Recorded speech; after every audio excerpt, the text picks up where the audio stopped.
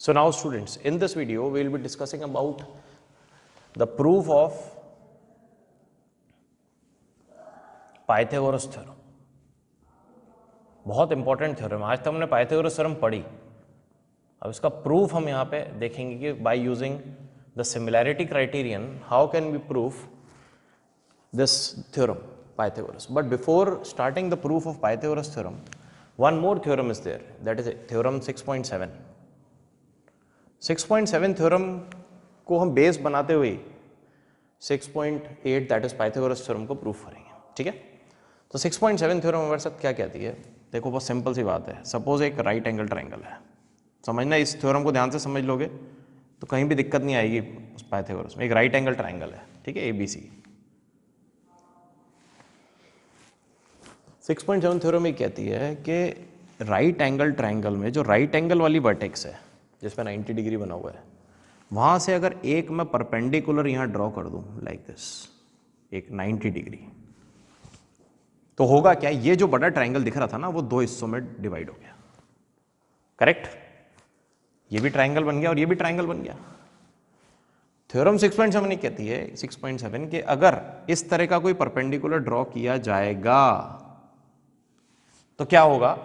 ये जो ट्रायंगल बनेंगे ना, दो छोटे स्मॉल, ये 1 वाला, ये 2 वाला, तो 1 वाला is similar to the big one. Big one means ABC, and second is also similar to the big one. तो ऑब्वियस बात है, देखो ये इसके सिमिलर, मतलब ये वाला बड़े के सिमिलर, ये वाला भी बड़े के सिमिलर, तो ये दोनों ऑटोमेटिकली क्या हो जाएंगे? 1 and 2 विल बी सिमिलर। इस बात को समझना है हमें, ठीक है ना, ये बहुत इंपॉर्टेंट चीज़ है। ठीक, हम प्रूव भी कर सकते हैं इसको चाहे तो कि ये कैसे हो गया। 1 is similar to big, how?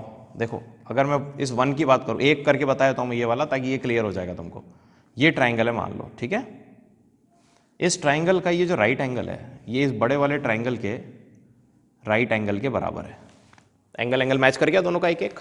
बड़े ट्राइंगल का ये राइट एंगल और छोटे वाले ट्राइंगल का भी राइट एंगल, और राइट एंगल सारे इक्वल 90 डिग्री के होते हैं सारे।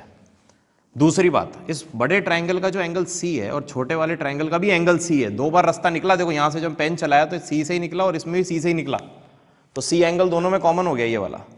तो बाय AA सिमिलैरिटी ये दोनों ट्राइंगल आपस में क्या हो गए? सिमिलर। सेम कॉन्सेप्ट इधर लगेगा, और ये दोनों जैसे ही सिमिलर होंगे तीसरा ऑटोमेटिक सिमिलर हो जाएंगे। ये दोनों तो आपस में एक बार ही बिग के सिमिलर हो गए। ठीक है, तो इस तरह से इसका प्रूफ है। बुक में आपके दे नहीं रखा है, लेकिन फिर भी प्रूफ आना चाहिए हमको, अगर आ जाए तो। बाई चांस वैसे आता नहीं है, लेकिन फिर भी आ जाएगा तो इस तरह से करेंगे हम लोग। ये बात करी हमने 6.7 की, इसकी हेल्प से हम क्या करेंगे? मैं क्या करता हूं, देखो इसको थोड़ा टिल्ट करता हूं, ऐसे घुमाता हूं फिगर, इसलिए बता रहा हूं आप लोगों को क्योंकि अब जो फिगर आने वाला है इसको ऐसे ऐसे ट्विस्ट कर दो, तो ये B को मैं ऊपर ले रहा हूं इस तरह से, लाइक दिस। ये B पे 90 ऐसे ले रहा हूं, ये B को ऊपर ले गया मैं, ऐसे समझो बात को। ठीक है ना, A यहां आ गया और C यहां आ गया। क्लियर? ये ऐसे घुमा दिया मैंने इसको, तो B पे राइट एंगल, हमें तो कॉन्सेप्ट क्या है हमारा, कैसे भी घुमा दो ट्राइंगल को, कहीं भी ले जाओ, लेकिन B पे जहां पे 90 डिग्री है वहां से परपेंडिकुलर गिराना है। हमारा कॉन्सेप्ट तो यही बोलता है ना, 90 वाले एंगल से परपेंडिकुलर गिरा दो, तो कितना भी घूम जाए फिगर, हमें कोई लेना देना नहीं उससे। 90 डिग्री को देख लो कहां है, वहां से परपेंडिकुलर गिरा दो, उसके बाद ये दो ट्राइंगल सिमिलर हो जाएंगे आपस में। यही कॉन्सेप्ट लगा रहे हैं अपन, ठीक है। तो अब ऐसा फिगर के साथ हम इस पाइथागोरस थ्योरम को प्रूफ करने वाले हैं। क्लियर? तो पाइथागोरस थ्योरम के लिए बनेगा तो राइट एंगल ही ना, राइट एंगल तो बनाना ही पड़ेगा। पाइथागोरस थ्योरम क्या कहती है हमसे? इन अ राइट एंगल ट्राइंगल, ये राइट एंगल ट्राइंगल है, ये B देता हूं, चलो ऊपर, इसको A देते हैं, इसको C देते हैं, ABC ट्राइंगल हो गया। तो in a right angle triangle the square of the hypotenuse, hypotenuse सामने वाली साइड होती है 90 है, इज इक्वल टू क्या? The sum of the squares of the other two sides. इन दोनों की साइड्स के स्क्वायर के सम के बराबर होगा। ठीक है ना, यानी गिवन क्या हो गया हमको? गिवन इज एंगल B 90, ठीक है ना, राइट एंगल ट्राइंगल है तो। और टू प्रूफ क्या करना है हमें? प्रूव ये करना है कि जो AC का स्क्वायर है यानी हाइपोटेनियस का स्क्वायर है इज इक्वल टू AB का स्क्वायर प्लस BC का स्क्वायर।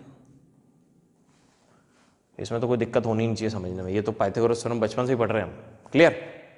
नाउ अब इसको प्रूफ करने के लिए हम वही कंस्ट्रक्शन यूज करेंगे जो हमने 6.7 में यूज करा था। 6.7 जो मैंने अभी भी बताई आपको, ये 90 वाला जो एंगल है इसकी वर्टेक्स से एक परपेंडिकुलर गिरा देंगे हम लाइक दिस 90, इसको D नाम दे दो।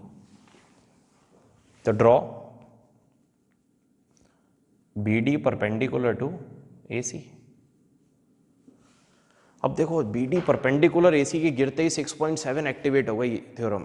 6.7 ने क्या बोला कि साहब आपने 90 डिग्री से परपेंडिकुलर गिरा दिया है, तो now these two triangles will be similar to each other and they are similar to the big one also. Got it? तो इसका प्रूफ स्टार्ट करते हैं। प्रूफ में हम क्या करेंगे, देखो अब हम जो हमने 6.7 में मैंने आपको समझाया वो यहाँ प्रूफ करेंगे अपन, वही सिमिलर छोटा और बड़ा। तो will take one small one and one big one. ठीक है? तो triangle, in triangle ADB and triangle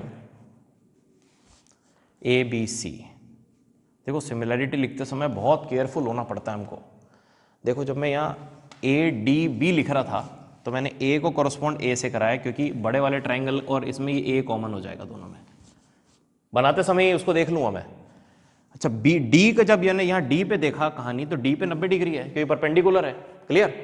तो इस ट्राइंगल का जो 90 है वो कौन से 90 से कोइंसाइड करेगा? अगले वाले B वाले एंगल से, इसलिए मैंने B को रखा सेकंड नंबर पे, और ऑटोमेटिकली थर्ड मैच कर जाएगा। थर्ड के लिए लोड नहीं लेना मैं। ठीक है?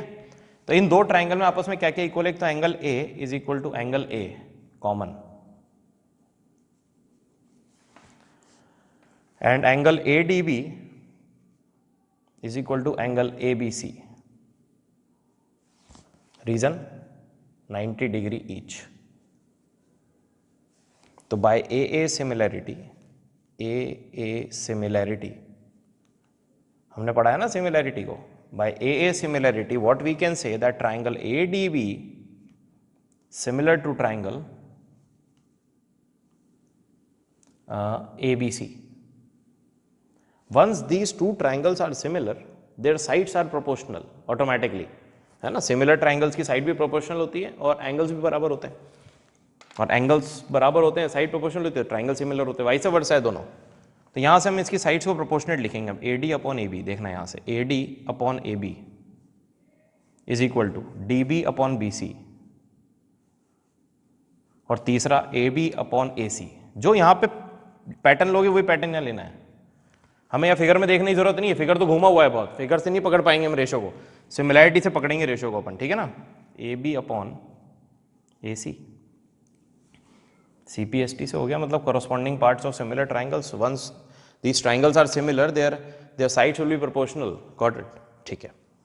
अब यहाँ हम देखते हैं कि कोई ऐसी चीज जो आपस में मल्टीप्लाई क्रॉस करने पे, देखो इसको मैं हटा रहा हूँ 2 मिनट के लिए बीच में से, इन दोनों को देखो, इसका AB इसके AB से क्रॉस करेगा तो AB into AB cross multiply, AB square बनेगा। देखो पाइथागोरस पे जाना है तो कहीं ना कहीं स्क्वायर डेवलप करना पड़ेगा।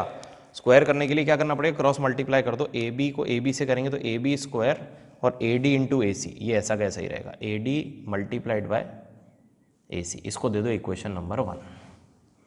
ये मेरे ख्याल से समझ में आया होगा यहाँ तक। ठीक, चलो ये वाला छोटा और बड़ा वाला तो हो गया। अब उधर से चलते हैं। इन ट्राइंगल इधर से भी ऐसे ही करते हैं। देखो ये छोटा वाला और ये बड़ा वाला, तो C एंगल कॉमन चलेगा दोनों में। समझ रहे हो मेरी बात? तो CDB ऐसे लिख लो। अभी तो फिर चेंज कर लेंगे, हम उसको इंटरचेंज कर सकते हैं, मैं बताऊंगा कैसे करेंगे अभी। CDB, तो C कॉमन है दोनों में, एंड ट्राइंगल, तो C ले लो C के साथ, तो C फिर D 90 था तो इधर से B को 90 ले लो, CBA। क्लियर? इन दोनों में क्या क्या इक्वल है? Angle C is equal to angle C common, जैसा हमने पहले करा उसमें, ये दोनों में सेम एंगल है। और ये जो 90 है CDB is equal to CBA। Reason क्या है इसका? 90 डिग्री ईच। ठीक है? तो इसमें भी कौन सी सिमिलैरिटी लग गई? By AA similarity. By double A similarity हम क्या कह सकते हैं कि triangle C D B similar to triangle C B A. अब देखो वापस ये सिमिलर हो गए दोनों ट्राइंगल, एक छोटा और एक बड़ा वाला। जो आप पूछ रहे थे ना कि वो सिमिलर, वो 6.7 प्रूफ हो रही है साथ साथ, और उसी के बेस पे 6.8 भी प्रूफ हो जाएगी। तो यहां से भी हम ऐसे ही लिखते हैं C D upon C B. Figure से बहुत दिक्कत आएगी साइड्स को प्रोपोर्शनेट करने में, ठीक है ना, क्योंकि फिगर घूम गया है ना, साइड इधर उधर हो गई, तो हमें इस सिमिलैरिटी से पकड़ लेंगे हम। D B upon B A is equal to B C upon A C. ये भी सी पी एस टी से हो गया। ये समझ में आया होगा मेरे ख्याल से। अच्छा, इसमें भी ऐसे ही करते हैं अपन, जो क्रॉस में, ये देखो फर्स्ट इसमें बीच वाले को हटाता हूं मैं, बी सी और बी सी मल्टीप्लाई हो गया, बी सी का स्क्वायर बना रहे हैं, तो इसको क्रॉस में मल्टीप्लाई कर देते हैं ऐसे, लाइक दिस। तो बी सी का square is equal to C D into A C, equation number 2। Square develop इसलिए करना है क्योंकि पाइथागोरस है ना यार, पाइथागोरस में हमको चाहिए, स्क्वायर नहीं आएगा तब तक कैसे पता चलेगा, ठीक है। नाउ मैं इस वाले पार्ट को हटा रहा हूं यहां से, ये फर्स्ट प्रूफ तो समझ में आ गया आपको, इसकी इक्वेशन रहने देता हूं बस, so that now we'll add 1 into adding equation 1 and 2। Add क्यों करूंगा, पाइथागोरस में ऐड हो रहा है ना भाई, इसलिए करेंगे ऐड, और तो क्या, और तो रीजन ही नहीं हमारे पास कोई, सब इसको देख के ही कर रहे हैं काम, ठीक है ना। तो ऐड करेंगे तो एलएचएस में एलएचएस ऐड कर देते, तो ए बी का स्क्वायर प्लस बी सी का स्क्वायर, ये एलएचएस में एलएचएस ऐड हो गई। आरएचएस चलते हैं, आरएचएस में चलें तो हमारे पास क्या है, AD into A C, AD into A सी में प्लस करना है, थोड़ा दूर लिखा मैंने प्लस इंटू करके, plus C D into A C. Check करो, देखो ये एलएचएस तो रेडी हमारी, ये रही जो इसकी आरएचएस है, बस यहाँ आप सेटिंग बिठानी है, कैसे बिठाएंगे अपन, इन दोनों में कॉमन क्या है, ए सी, ए सी कॉमन हो गया, तो अंदर क्या बचा, ए डी, यहाँ से प्लस इधर से सी डी बचा।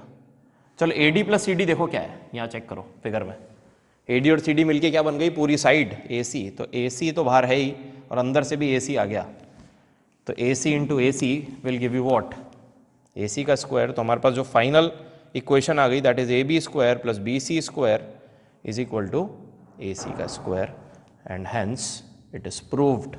सो पाइथागोरस थ्योरम इस तरह से आप लोगों को प्रूव करनी है, समझ में आया। 6.5 that is based on Pythagoras theorem, और कन्वर्स भी है उसकी, ठीक है। कन्वर्स हमने, जैसे कन्वर्स बहुत इजी होती है, देखो हमने पाइथागोरस थ्योरम में क्या पढ़ा था, पाइथागोरस थ्योरम थी हमारे पास जिसमें एक राइट एंगल ट्राइंगल गिवन होता है, एक राइट एंगल ट्राइंगल हमको गिवन होता है कि राइट एंगल ट्राइंगल है, तो उसमें हाइपोटेनस का स्क्वायर इज इक्वल टू इन दोनों के स्क्वायर के सम के बराबर होता है, ठीक।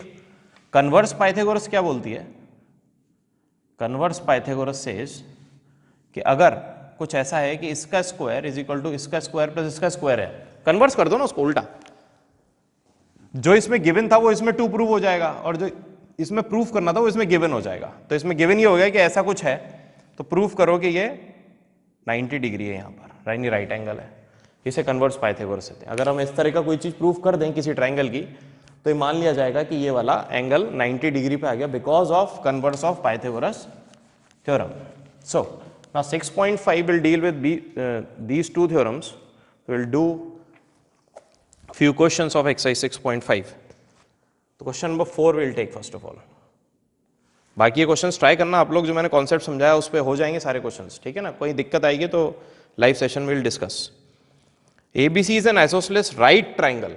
आइसोसेलेस राइट ट्राइंगल का मतलब क्या है, एक ट्राइंगल बनाया मैंने और आइसोसेलेस है। अब आइसोसेलेस तो मैंने पढ़ा है बचपन से, क्या होता है isosceles triangle, which are having 2 sides equal, यानी अब इसमें ये वाली साइड तो किसी के बराबर हो नहीं सकती ना, हाइपोटेनियस है, देखो हाइपोटेनियस किसी के बराबर नहीं होती, सबसे बड़ी होती है वो, ठीक है। तो हाइपोटेनियस तो बराबर हो नहीं सकती, तो आइसोसेलेस राइट ट्राइंगल में हमेशा ये 2 remaining sides will be equal. Right angle at C उसने डिफाइन कर दिया कि राइट एंगल सी पर है यहाँ पर, तो सी पे हमने राइट एंगल लिख दिया, ए और बी अपनी मर्जी से हम यहाँ लिखें और यहाँ लिख देते हैं, आप यहाँ और यहाँ भी लिख दो, कोई परेशानी नहीं है। We have to prove, so first of all given we'll write what is given in this, given it is isosceles right triangle, isosceles right triangle means AC is equal to, that is AC is equal to BC. हम कह सकते हैं यहाँ पे angle C is equal to 90. ये पता है मतलब हमें. Clear? What we want to prove here? We want to prove here is AB का square is equal to twice AC square. ऐसा कुछ प्रूफ करना है हमें. राइट एंगल जैसे गिवन होता है, मैंने अभी भी समझाया आपको, Pythagoras theorem, right angle triangle मिलते ही पाइथागोरस अप्लाई होगी और स्क्वायर भी जनरेट करने हैं हमें, तो पाइथागोरस को रिलेट करेंगे हम यहाँ से. तो इसका प्रूफ स्टार्ट करते हैं. प्रूफ कैसे करेंगे हम इसका? In triangle ABC angle C is equal to 90, therefore by Pythagoras theorem हम क्या कह सकते हैं? AB का square is equal to AC का स्क्वायर प्लस BC का स्क्वायर. ये मैंने कोई नई चीज़ नहीं लिखी है आपके सामने, ये बहुत पहले से आप लोग जानते हैं ये बात, तो ठीक है ना. यहाँ थोड़ा सा ऑल्टर क्या हुआ कि इसने एक कंडीशन दे दी यहाँ ये वाली कि AC किसके इक्वल है? BC के. तो यहाँ AC और BC लिखा हुआ है, हमको प्रूफ की तरफ जाना है. AC BC चाहिए ही नहीं कहीं भी, तो BC की जगह मैं क्या लिख दूंगा देखना, AB square is equal to AC square plus इस BC को रिप्लेस किससे कर दूंगा मैं? BC is equal to AC और नॉट. तो वेल अप्लाई यार, BC को AC की जगह हटाए, यहाँ AC से रिप्लेस करके होल स्क्वायर लगा देंगे और रीजन क्या लिख देंगे? Since AC is equal to BC given. We have been given this condition. Given नहीं होती तो हम यहीं रुक जाते. तो AC स्क्वायर और AC स्क्वायर कितने स्क्वायर? AC स्क्वायर हो गए, तो AB square is equal to twice AC square. और इस तरह से ये क्वेश्चन हो गया हमारा प्रूफ. सिंपल सा क्वेश्चन था बिल्कुल. आइसोसेलेस राइट ट्राइंगल बनवाना था उसने तुमसे. क्लियर? 9th लेते हैं इसके बाद, ठीक है. कुछ क्वेश्चन लेंगे, 3-4 क्वेश्चन है इसमें, उसके बाद आप लोग अपने आप कोशिश भी करें so that question number 9 will take. ये 1 नंबर 2 नंबर में भी आ जाता है कई बार ये क्वेश्चन, 9th वाला. Question number 9 says a ladder is 10 meter long reaches a window. Ladder है और विंडो है, तो यहां एक विंडो ले लेता हूं. विंडो खिड़की, विंडो एक खिड़की बनी हुई है बिल्डिंग के ऊपर यहां, ठीक है ना. एक सीढ़ी लगाई हमने, तो सीढ़ी लगाते तो हमें पता है सीढ़ी तिरछी लगाते हैं हमेशा, ठीक है. तो ये इस तरह से खिड़कियां, ये लैडर लगाई, दिस लैडर, ये इस तरह से लैडर है जिस पे चढ़ के जाएगा वो लैडर, ठीक. लैडर 10 मीटर लॉन्ग, लैडर की लेंथ दे रखी है हमें, यानी ABC राइट एंगल तो दे ही नहीं रहे हैं, चलो ABC. अब ये देखो विंडो होगी तो बिल्डिंग के ऊपर ही होगी विंडो, तो तिरछे में कोई विंडो होगी नहीं, तो यानी यहाँ 90 डिग्री बट ऑब्वियस है होना है अबव द ग्राउंड. ग्राउंड से अबव बोला उसने, कितना है ये, अब कितने ऊंची है ये? 8 metre above the ground. This 8 metre given and the length of the ladder is 10 metre given. Question ध्यान से पढ़ना है हमें, कि निकल के इसमें कन्फ्यूजन हो जाता है बच्चा, इसको 10 ले जाता है, कभी इसको 10 ले जाता है, इसको 8 ले जाता है. बहुत ध्यान से आराम से पढ़ो उसको. Find the distance of the foot of the ladder from the base of the wall. ये एक वॉल है, अच्छा दीवार है, ये एक दीवार पे एक ये विंडो थी जो 8 मीटर ऊंची है यहाँ ग्राउंड से. हमें निकालना है कि इसके बेस से इसका जो फुट है, लैडर का फुट है लैडर का, इसकी दूरी कितनी है, यानी we have to find BC here. BC find करना है. तो देखो बहुत सिंपल सी बात हो गई. गिवन AB हमको गिवन है 8 metre and AC is also given as 10 metre. Angle B 90, ground से बिल्कुल ऊपर बोला है तो इसका मतलब 90 डिग्री का एंगल है. What we have to find here, we have to find here the length of BC. Foot से कितनी दूरी पर है इसका बेस, ये लाइक ये जहाँ सीढ़ी टिकी हुई है वो इसके बेस से कितनी दूरी पर है. क्लियर? तो सॉल्यूशन स्टार्ट करते हैं. फाइंड जब भी करेंगे सॉल्यूशन लिखेंगे हम, और प्रूफ लिखेंगे तो यहाँ प्रूफ स्टार्ट होगा, ठीक है ना. तो सॉल्यूशन स्टार्ट करते हैं हम. सॉल्यूशन में 90 डिग्री है तो देखते ही पाइथागोरस अप्लाई करना है. तो इन ट्राइंगल ABC यूजिंग या applying Pythagoras theorem, Pythagoras theorem. तो पाइथागोरस लगाएंगे तो क्या होगा, पाइथागोरस में हाइपोटेनियस कौन है, 90 के सामने, जो 90 के सामने वाली साइड होती है वो हाइपोटेनियस होती है। तो ए सी का square is equal to A B का स्क्वायर प्लस बी सी का square. Simple Pythagoras. A C की वैल्यू में पता है 10 का स्क्वायर, ए बी की वैल्यू भी पता है 8 का स्क्वायर, लेकिन बी सी हमको पता नहीं कि फुट से कितनी दूरी पर है, अननोन हो गया। 10 का square is 100, 100 minus 64 will give you B C square, तो दिस विल बी 36। और इधर से रूट हटाएंगे तो इधर स्क्वायर रूट लग जाएगा, प्लस माइनस दो वैल्यू होती है हमेशा रूट लगता है तो, लेकिन क्योंकि यहाँ डिस्टेंस की बात चल रही है, दूरी है, तो distance can not be negative, ठीक है ना। तो root 36 will be B C, तो root 36 is 6 metre, this is the length of, this is the distance of the foot from the base of the wall जिस पे ये window है। Clear? तो ये समझ में आया होगा मेरे ख्याल से, आंसर हो गया हमारे पास।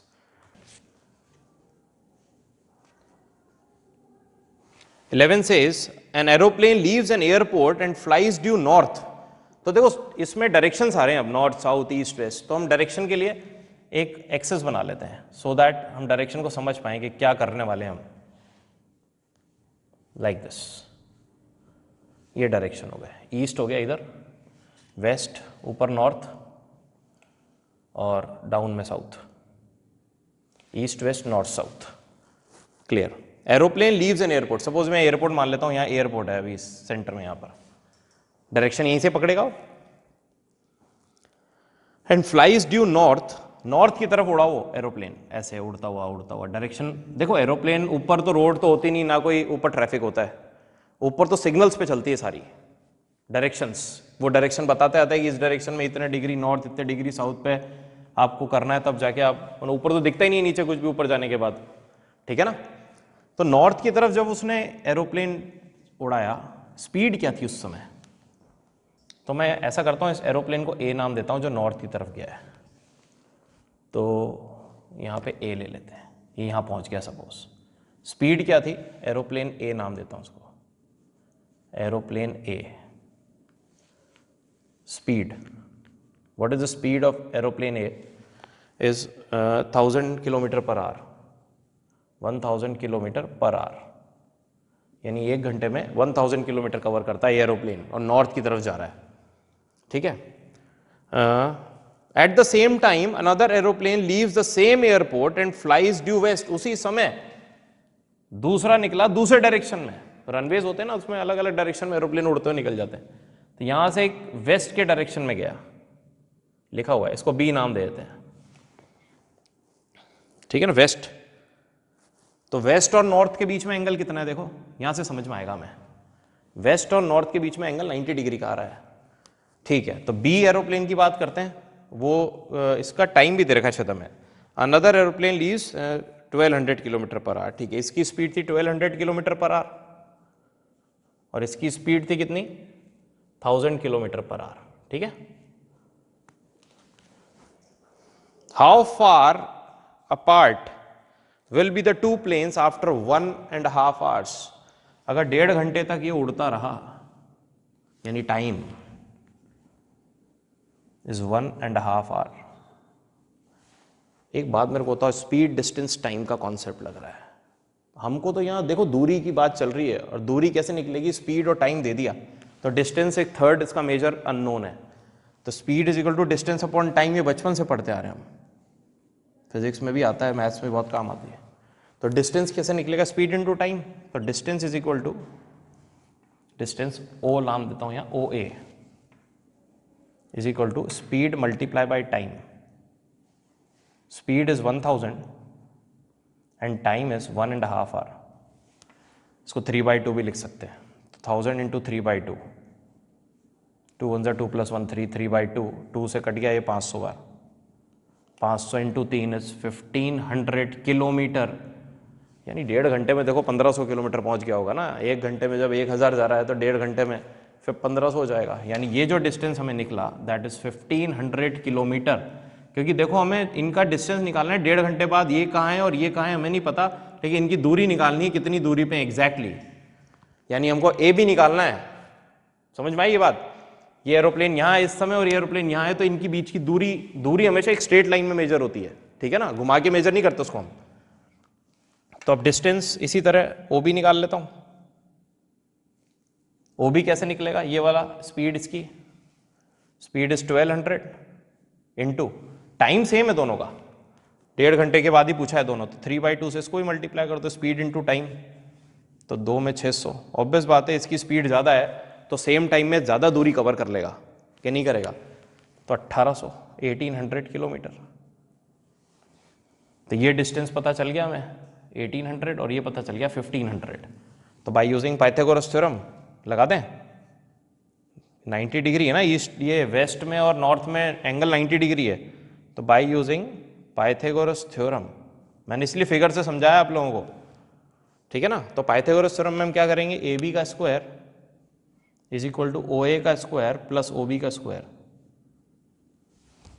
तो AB की वैल्यू हमको पता नहीं है तो AB को एज इट इज लिख देता हूं, OA का स्क्वायर, OA कितना है 1500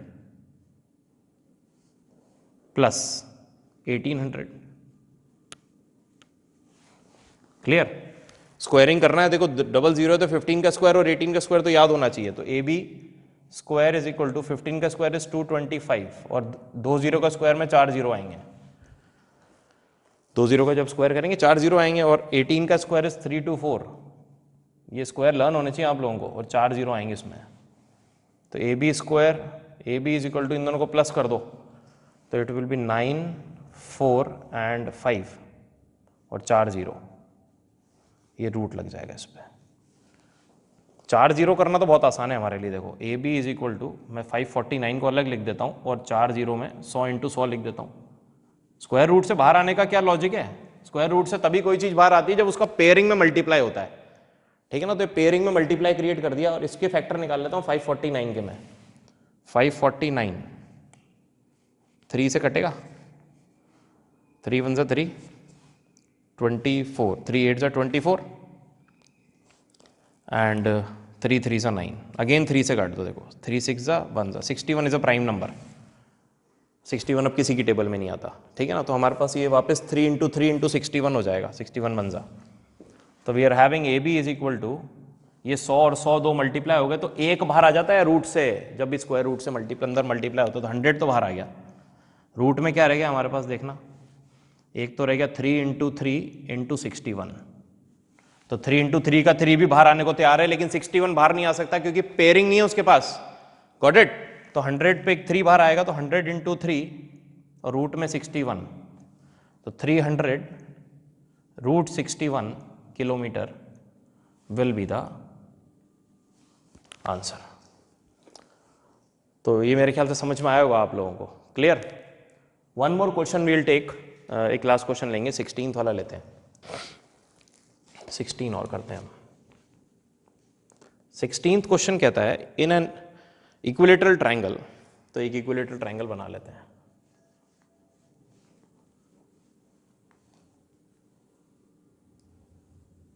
equilateral triangle means all the sides are equal, उसे इक्विलेटरल ट्रायंगल बोलते हैं, and all the angles are also equal, ये तीनों साइड बराबर है। इक्विलेटरल नहीं, खास बात क्या है, ये आप लोगों ने जब छोटी क्लास में थे सिमेट्री भी पढ़ी होगी, तो आप जब इसको बोलते थे सिमेट्री तो ऐसे लाइन खींच देते थे ऊपर से, ऐसे यूँ, ऐसे सिमेट्रिकल, इधर से भी बना दो इधर से, तीनों तरफ से 3 लाइन्स ऑफ सिमेट्री होती थी इक्विलेटरल ट्रायंगल की, ठीक है। तो अभी डिस्कस करते हैं उस बारे में। Prove that 3 times the square of one side, चलो गिवन लिखते हैं सबसे पहले, तो given ABC is an equilateral triangle and anything else, nothing। Altitude की बात करिए तो A से एक लाइन खींची जो एल्टीट्यूड है, D नाम दे दो यहाँ, AD is an altitude. Altitude का मतलब परपेंडिकुलर है उस पर, 90 डिग्री बना रहा है, उसे एल्टीट्यूड बोलेंगे। What we want to prove here?